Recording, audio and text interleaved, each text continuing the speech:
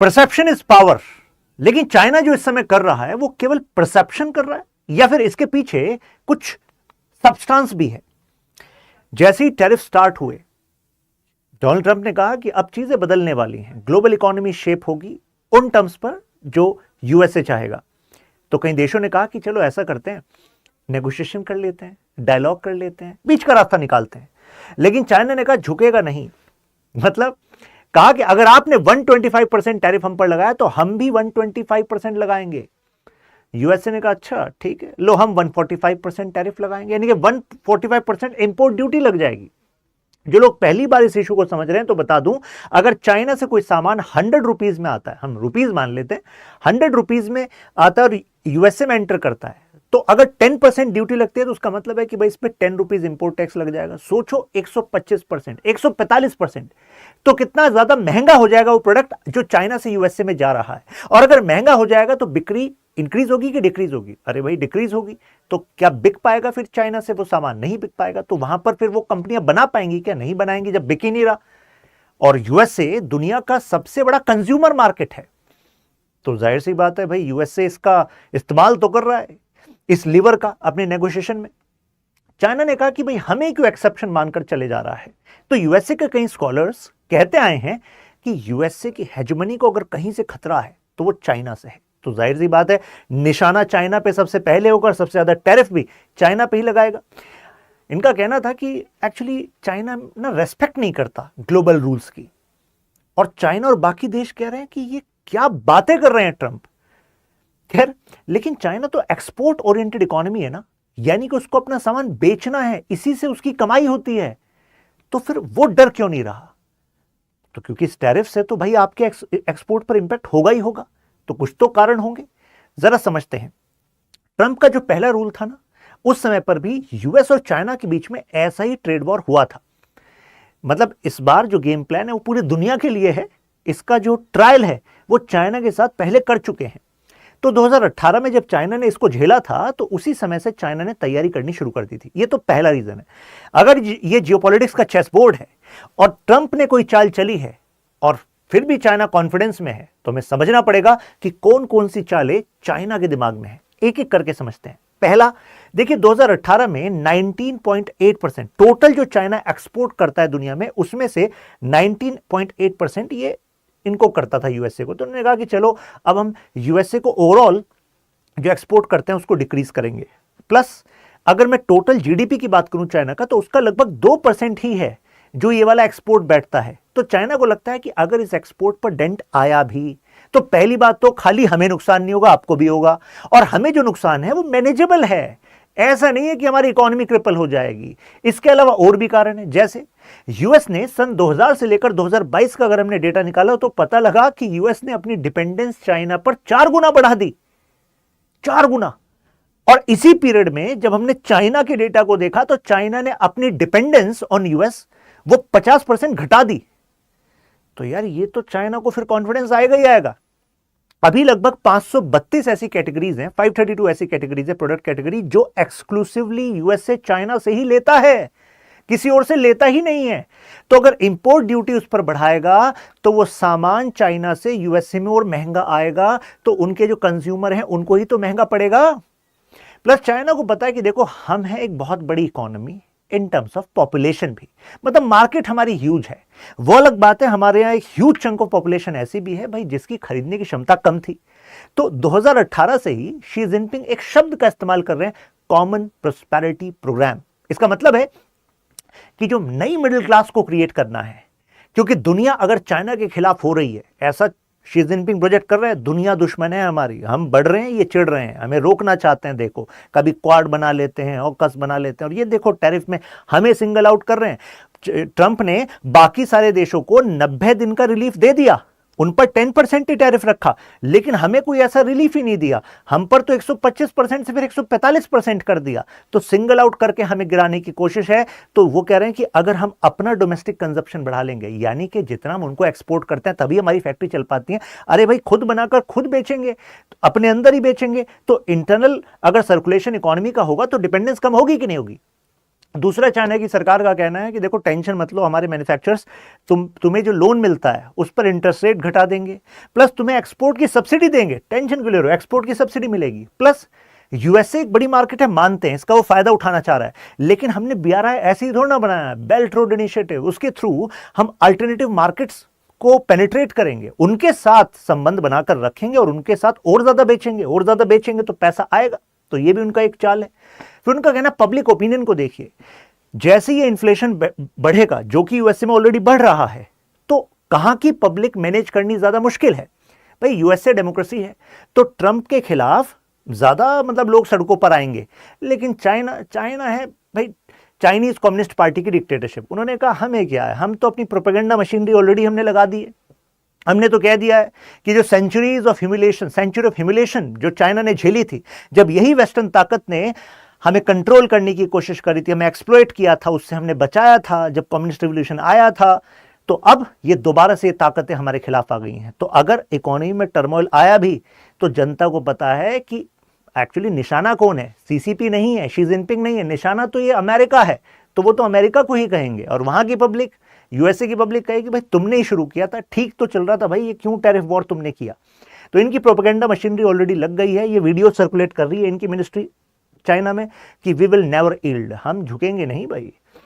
China का rise, China कह रहा है कि फेवर नहीं है आपका, जैसे कि कहीं जो यूएसए के मतलब जो डोनाल्ड ट्रंप हैं प्रेसिडेंट, उनके एडवाइजर्स कह रहे हैं कि देखो चाइना कहां था 1980 से आज, चाइना जहां पर है किसकी वजह से है, अरे वो रिचर्ड निक्सन और यहां पर जो मीटिंग हुई थी इनके बीच में, डेंग जियाओपिंग के बीच में, उसके बाद यूएसए ने ऑफर रखा था कि अपनी इकोनॉमी में कैपिटलिज्म को लाइए, हम अपना इन्वेस्टमेंट लेकर आएंगे, तो हमारे इन्वेस्टमेंट के बलबूते तुम एक मैन्युफैक्चरिंग हब बन पाए, एक्सपोर्ट ओरिएंटेड इकोनॉमी भी इस वजह से बन पाए क्योंकि हमने तुम्हें अपने यहां पर बेचने दिया, आसान शर्तों पर अपनी इकोनॉमी को ओपन किया। तो चाइना कह रहा है देखो ऐसा है, सेलेक्टिव बातें मत करो, आपने कोई फेवर नहीं किया, आपकी कंपनी ने अगर सस्ता सामान यहां पर बनाया तो मोटा मुनाफा आपने कमाया, यहां पर 50 रुपए में बनाते हो, दुनिया भर में 500 रुपए में बेचते हो, तो भाई हमें तो 50 रुपए मिलते हैं, बाकी का मार्जिन तो आप ले जाते हो। और इसी वजह से चाइना को पहले वो सोच रहे थे, जैसे कि जेडी वेंस ने जो अपनी एक स्पीच में भी कहा था ना, कि वो सोच रहे थे कि ये जो इकोनॉमीज हैं ये एक्चुअली लो वैल्यू के प्रोडक्ट्स बनाती रहेंगी। अब लेकिन ये तो इन्होंने तो खुद ही अपनी कंपनी बना ली। फॉर एग्जाम्पल BYD टक्कर दे रही है टेस्ला को, चाइना की कंपनियां अब टक्कर दे रही हैं वेस्ट की कंपनीज को, तो अब वो जो बाकी का जो मार्जिन था वो चाइना में ही आ रहा है, अब वो वहां पर नहीं जाएगा उतना ज्यादा, तो ये यूएसए को प्रॉब्लम हो रही है। तो अब ये प्रोपेगेट जो कर रहा है चाइना आइडिया, इसके थ्रू एक और रीजन है, वो ये भी कम्युनिकेट करना चाहता है कि देखो ideologically as well as China की पब्लिक तैयार रहे कि छोटा मोटा टर्मोइल होगा, लेकिन इसके बाद लॉन्ग टर्म ऑटोनॉमी हम मैनेज कर पाएंगे, फिर हमारी यूएसए पर जो डिपेंडेंस है कम हो जाएगी। और रही बात यूएसए को डिपेंडेंट बनाना, वो तो हमने बना ही रखा है उन सेक्टर्स में जो सेक्टर्स आगे की दुनिया को कंट्रोल करेंगे, जैसे कि semiconductor, high tech, you can say high tech chips, high tech machines, और उसके लिए आपको किसकी जरूरत पड़ रही है, for example rare earth material. दुनिया की टोटल जो सप्लाई है उसमें से 72% सप्लाई पर कंट्रोल किसका है, चाइना की कंपनियों का है। आप कहेंगे लेकिन सर जैसे मान लीजिए चिली है, पेरू है, लैटिन अमेरिकन कंट्रीज, वहां पे जो सोर्सेज है ना, तो वहां से यूएसए ले लेगा। मजे की बात यह है कि वहां पर जो रिसोर्सेज हैं, जो खान है, माइंस हैं, उन पर कंट्रोल किसका है, चाइना की कंपनीज का। चाइना की कंपनीज वहां पर पहुंच गई, कहा कि देखो तुमसे तो ना हो पाएगा, इतना बड़ा रिसोर्स है, तुम्हें पैसा चाहिए, चलो हम अपनी इंडस्ट्री लगाते हैं, हम एक्सट्रैक्शन करेंगे, हमारा रिस्क रहेगा, पैसा हमारा, तुम पैसा कमाओ, कंट्रोल हमें रहने दो। तो मुद्दा यह है कि इसके थ्रू कितनी बड़ी नेगोशिएटिंग लेवरेज चाइना को मिल रही है। और एक और बात, इसी अप्रैल महीने में 27 कंपनी ऐसी हैं यूएसए की जिस पर चाइना ने बैन लगा दिया है। एक वो समय था जब यूएसए ही बैन लगाता था कि हुआवे तुमसे यहां ना काम हो पाएगा, कनाडा इसको बैन करो, बाहर निकालो, टिकटॉक को बैन करो, टेंसेंट कंपनी, इसकी गेमिंग कंपनी, इसको बैन करो, ये काम करता था। या इनकी 27 कंपनी पर बैन लगाया। और सबसे इंपॉर्टेंट बात है, इनमें से ज्यादातर कंपनीज डिफेंस मैन्युफैक्चरिंग वाली कंपनीज हैं। तो सोचो यूएसए की सबसे बड़ी एडवांटेज जो यूएसए दर्शाता है वो है उनकी मिलिट्री टेक्नोलॉजी। और उसके मतलब जो 27 कंपनियां उसमें से इनके डिफेंस मैन्युफैक्चरर्स भी हैं जिनको रेयर अर्थ मटेरियल की जरूरत है अपने प्रोजेक्ट्स के लिए। और चाइना ने क्यों कहा? चाइना ने कहा देखो आप जिन शर्तों पर हमसे रेयर अर्थ मटेरियल लेते हैं, हमें लगता है वो सिविलियन यूज के लिए आप लेते हैं और डुअल यूज के लिए इस्तेमाल करते हैं, मतलब उसका मिलिट्री यूज भी हो सकता है, तो इस वजह से हम नहीं देंगे। तो ये तो चाइना, भाई साहब चाइना भारी पड़ रहा है इस मामले में। तो सेमीकंडक्टर और एआई, देखिए अगर हम टाइप ऑफ टेक्नोलॉजी की बात करें तो उसमें यूएस की जो कंपनीज है उनकी लीड है ओवर चाइना। और इसी वजह से बाइडेन एडमिनिस्ट्रेशन में भी चिप्स एक्ट आया था, जिसके थ्रू यूएसए ने कहा कि हम कुछ टॉप टेक्नोलॉजी जो डिजाइन है सेमीकंडक्टर के, वो हम चाइना को अलाउ नहीं करेंगे, यानी कि अपनी कंपनी जैसे कि Intel, Nvidia etcetera, they are not going to sell these designs to China. अब चाइना फोकस कर रहा है फाउंड्रीज पर। फाउंड्रीज का मतलब होता है मैन्युफैक्चर करना सेमीकंडक्टर, लेकिन डिजाइन में एडवांटेज किसकी है? यूएसए की है। तो अब चाइना ने कहा कि ठीक है, आपने दिखा दिया ना कि आप सपोर्ट नहीं करोगे, चलो हम अपने खुद के डिजाइन पर फोकस करेंगे। तो सेमीकंडक्टर मतलब डिजाइनिंग में, एआई में, जैसे कि अभी अपने डीपसीक की भी बात, डीपसीक का भी देखा, तो ऐसे में इनकी जो कंपनीज हैं नाउ दे आर काउंटरिंग। जैसे कि ये हुआवे टेक्नोलॉजीज को एक मशीन की जरूरत थी, लिथोग्राफी मशीन की जरूरत थी, जो एक एएसएमएल नाम से कंपनी है नीदरलैंड की, वो बनाती है। अब यूएसए को ये बात पता लगी, अच्छा हुआवे मतलब तुम जो है हमारी जो सारा शतरंज है उसमें हम तुम्हें सेमीकंडक्टर डिजाइन में आगे नहीं बढ़ना देना चाहते और तुम इसमें आगे बढ़ जाओगे, ऐसा कैसे हो जाओगे? नीदरलैंड को फोन लगाया, नीदरलैंड से कहा कि देखो हमसे तो रिश्ता रखना है ना। नीदरलैंड ने कहा क्या बात कर रहे हो भाई, अभी तो आप ही सुपर पावर हैं। तो देखो ऐसा, तुम्हारी कंपनी है, इस कंपनी की जो मशीन है ये बेची नहीं जानी चाहिए चाइना की कंपनी हुआवे को। नीदरलैंड ने कहा नहीं बेचने देंगे, वो गई नहीं इनके पास, इन्होंने खुद डेवलप कर लिया और उसके बाद इन्होंने भी वैसी जो चिप टेक्नोलॉजी जिनको बनानी थी उनको बना लिया है। तो कहने का मतलब यह है कि भाई एडवांटेज में चल रहा है। अब चाइना की एक वीकनेस यहां पर सामने आ रही है, वो है एग्रीकल्चर इंपोर्ट, और उसमें यूएसए के ऊपर डिपेंडेंस। जरा ये डेटा देखिए, 2002 से 2011 के बीच में जो टोटल एग्री प्रोडक्ट्स चाइना ने लिए हैं यूएसए से, उसमें 854% का राइज देखा गया। अब आप कहेंगे यार इतना बड़ी भूल कैसे चाइना ने कर दी? अब देखिए इसमें कंपोनेंट क्या क्या है, वीट भी है, मतलब 1.08 बिलियन डॉलर का तो वीट है पर एनम का, गेहूं। इसके अलावा कॉटन है, सोयाबीन है, कॉर्न है, कॉर्न के लिए तो यूएसए फेमस ही है। तो आप कहेंगे ये तो भाई भूल कर दी, अब तो चाइना इसमें फंस गया। चाइना कह रहा है बाकी डेटा तो देख लो, बाकी डेटा ये वाला देखो ना। जैसे 2022 का 43 बिलियन डॉलर का इंपोर्ट किया एग्रीकल्चर कमोडिटीज का, राइट, लेकिन 2023 देखिए उसके अगले साल 34 बिलियन डॉलर, 43 से 34 बिलियन डॉलर। कहने का मतलब ये है जिसके बारे में हम बात कर रहे हैं कि ये तो भाई चाइना तुम यहां घेरे जाओगे, तो चाइना को भी तो ये बात पता है। तो चाइना अपने फूड सफिशिएंसी पर काम कर रहा है, लेकिन हां अभी भी एक बड़ा कंपोनेंट यूएसए पर डिपेंडेंट ये है, राइट।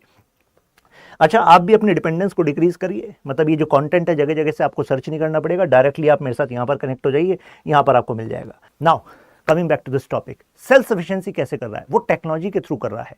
अगर पता है कि बड़ी मात्रा में उसके लिए एरेबल लैंड चाहिए, लेकिन उसके लिए फिर एरेबल लैंड में अगर केवल ह्यूमन रिसोर्स का इस्तेमाल करेंगे तो भाई प्रोडक्टिविटी कैसे आएगी? चाइना कह रहा है हम ड्रोन का इस्तेमाल करेंगे, हम आईओटी का इस्तेमाल करेंगे, इंटरनेट ऑफ थिंग्स, जिसके थ्रू जो मौसम, soil, which can be the best crop, इस सब का इस्तेमाल करके चाइना कह रहा है कि हम सेल्फ सफिशिएंसी अचीव करने में लगे हुए हैं। सेंट्रल रोल कह रहा है कि ग्लोबल इकोनॉमी में हमारा ही है, मतलब कि अभी भी फैक्ट्री ऑफ द वर्ल्ड हम ही है, तो हम ही है, तो भाई हमें अगर गिराओगे तो बाकी कई सारे देश गिरेंगे। प्लस जो गिराने के तरकीब यूएसए लगा रहा है, तो इससे खुद यूएसए की ही सुपर पावर वाला जो स्टेटस था ना, डोमिनेंस, वो डिक्रीज हो रही है। और अगर वो डिक्रीज हो रही है तो स्पेस किसके लिए क्रिएट हो रहा है? वो चाइना के लिए हो रहा है। तो चाइना कह रहा है कि जैसे आपकी कंपनियां हैं, एप्पल है, टेस्ला है, इनका मेजर प्रोडक्शन कहां हो रहा है? हमारे यहां हो रहा है। जैसे टेस्ला की बात करें, क्योंकि टेस्ला यहां पर चाइना, क्या कहा जा रहा है कि बैक चैनल डिप्लोमेसी में एलन मस्क का इस्तेमाल हो रहा है यहां पर, ऐसा कहा जा रहा है। बैक चैनल का मतलब होता है पीछे के रास्ते से। हालांकि आप सबको पता है कि मस्क तो भाई क्लोज सर्कल में है, डॉज को लीड कर रहे थे अभी। तो इनका कहना है कि टेस्ला की जो शंघाई में फैक्ट्री है, उसका जो प्रोडक्टिविटी है, उसका जो स्केल है, it is way higher than California factory. Plus एक और डेट यहां पर इंपॉर्टेंट है कि ऑलरेडी ट्रंप आ चुके हैं, और ट्रंप के आने के बाद भी फरवरी मंथ में एक नई फैक्ट्री इन्होंने स्टार्ट करी है मस्क ने। तो भाई अगर नई फैक्ट्री, $200 मिलियन प्लस का इन्वेस्टमेंट है वहां पर, तो भाई क्या उनको अंदर से नहीं पता था कि ये टैरिफ आने वाले हैं? तो इससे भी चाइना को ऐसा लगता है कि यार ये शॉर्ट टर्म जो है टेक्टिक है एक तरीके से डोनाल्ड ट्रंप की, जिससे कि वो अपनी इकोनॉमी को एक ह्यूज लेवरेज दे दें। होता है ना कि भाई अगर दूसरों को अपनी बात मनवानी हो तो खेल को बिगाड़ दो और कह दो कि तब तक नहीं शुरू करेंगे जब तक हमारी शर्त नहीं मानोगे। अब सबको खेलना है तो कुछ वो गुंजाइश सबको सब दे देंगे, उससे जिसने खेल बिगाड़ा उसको नेट एडवांटेज हो जाएगी, तो ये करना चाह रहे हैं। तो चाइना कह रहा है कि भाई अगर ऐसा इन्वेस्टमेंट इनकी कंपनियां कर रही हैं जिसका कि मेजर प्रॉफिट यहां से हो रहा है, तो यानी कि ये एक शॉर्ट टर्म गेम है, लॉन्ग टर्म तो ये टैरिफ वॉर सस्टेन करेंगे नहीं।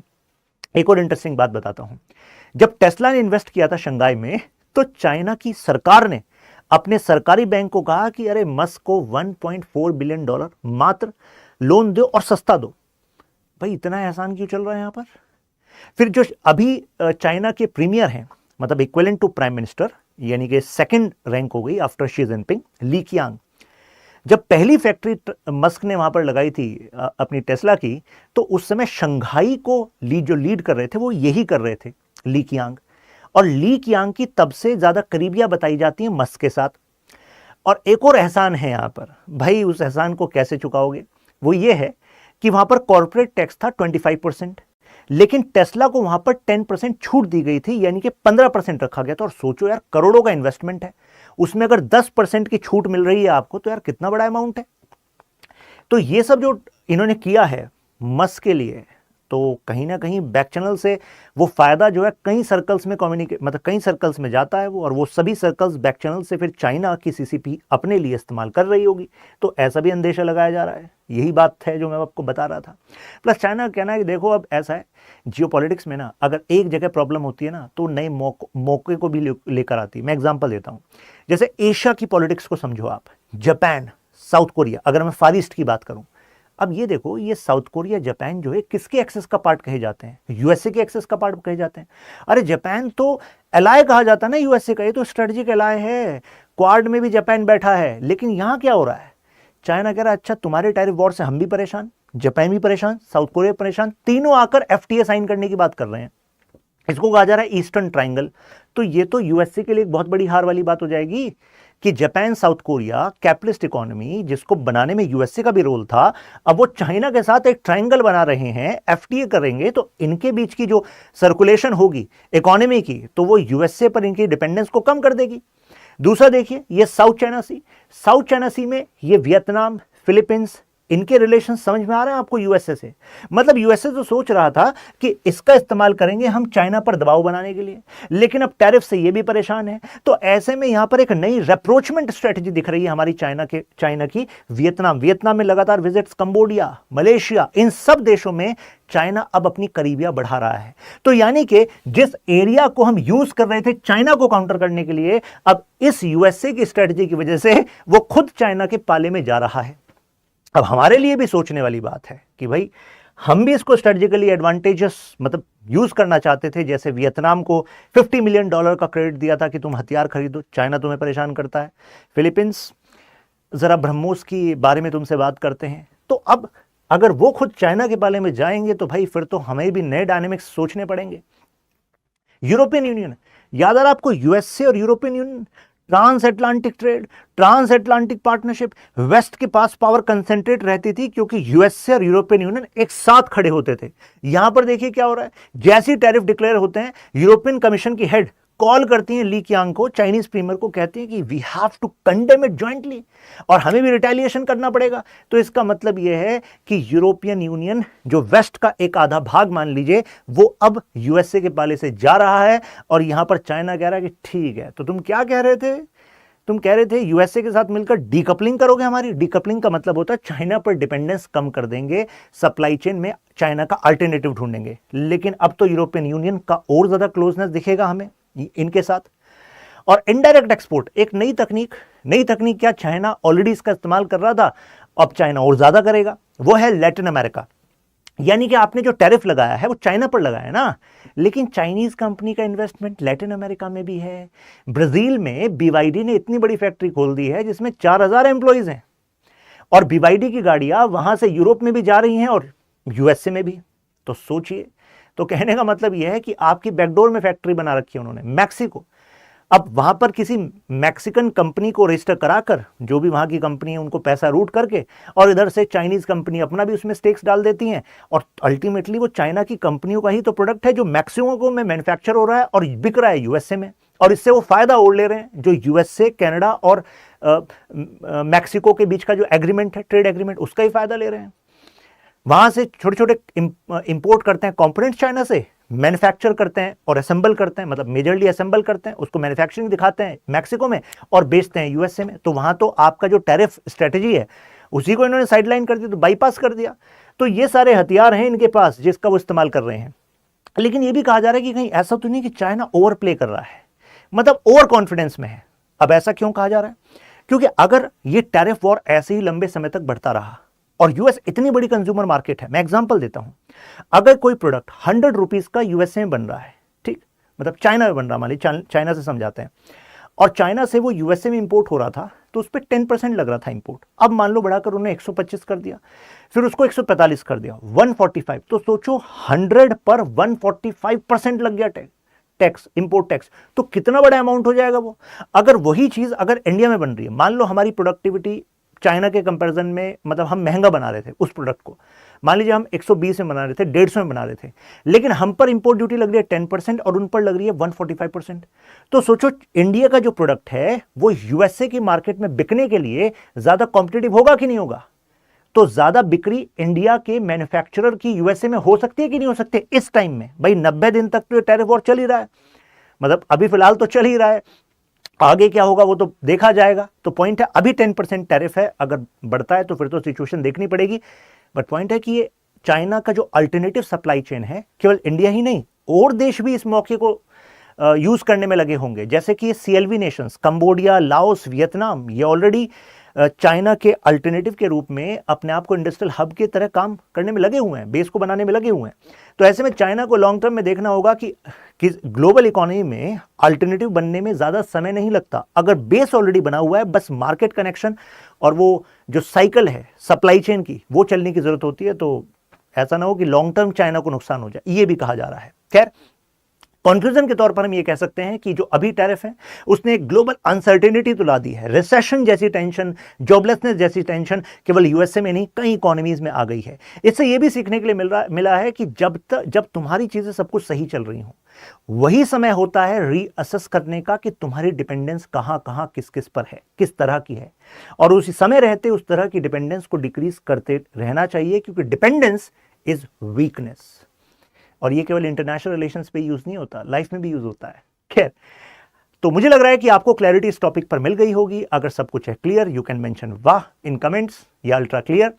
और आपके क्या ओपिनियन है, डू शेयर इन कमेंट्स। आप मेरे साथ यहां पर कनेक्ट हो सकते हैं, Shashank Tyagi for you, Instagram, Telegram.